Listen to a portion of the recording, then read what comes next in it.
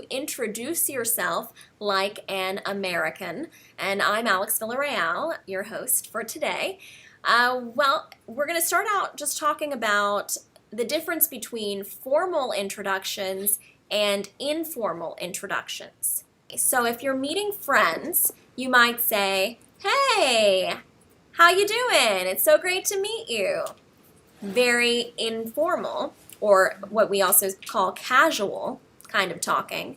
But if you meet someone who might be your boss at work, you want to be more formal, more respectful with your introduction. So you might say, "Hello, I'm Alex." I would say, "I'm Alex Villarreal. It's a pleasure to meet you." So if I were to meet you, let's say, out in a restaurant with a group of friends, how would you introduce yourself to me? Today, I introduce myself to you. My name is I come from Vietnam, and I stay Ho Chi Minh City. I am a student. I happy that I can practice English every day. The way that you just introduced yourself, where you said "my name is" and you talked about what you're doing, that you're a student, that would be a way that you might introduce yourself if you were in a group setting. If you were in a public setting and you wanted to stand up and they ask you to tell a little bit about yourself, that would be the perfect kind of introduction that you would use there. So that was very good practice. Do you have any questions about English or about introducing yourself and how you would do that if you were here in the United States? If I'm in the United States, when I meet my friends, then I start, "Hello, this is Mr. Sanan. How are you?" And I ask about him. Yes. Who are you? Who are you? Where are you from? Yes. And I give information about myself and achieve information from them. Exactly, and that is the perfect way to introduce yourself. It's very much an exchange, a conversation, and asking questions is great. And some of the ways that we greet each other, you can vary, like we talked about, based on who you're speaking to. So you can say, "Hey," instead of "hello," you can substitute "hey" for "hello." So you can try it. Say, "Hey, how's it going?" This is informal. When we speak to professional person, then we use formal language. If we meet Yes. our friends, Yes. then we say, "Yeah, hello." Yeah, you're right. You have to vary it based on who you're talking to, because you don't want to go up to someone who might be your professor or who might be your boss and say, Yeah, "Hey, what's up?" They're going to be like, "Hey, yeah. don't talk to me like that. You need to talk to me in a professional way." So it's good that you know that difference. So in your own language, are there different words that you use when you introduce yourself to a friend versus when you talk to a coworker or a boss? Yeah, in fact, there are different words in that, like different stages with when you meet for the first time with different people. So different categories of introductions in our own language. Yeah, exactly. So it's the same thing in English.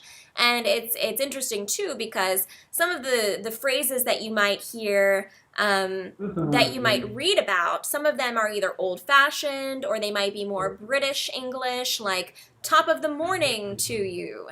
Those types of phrases. Here, we don't say that.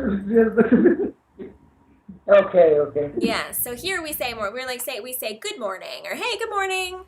A lot of "hey" is very casual, so that's like a substitute for "hello," so that's something that we say as Americans that differs maybe from introductions in English in other places that speak English. The question was, what is the difference between "how are you" and "what's up"?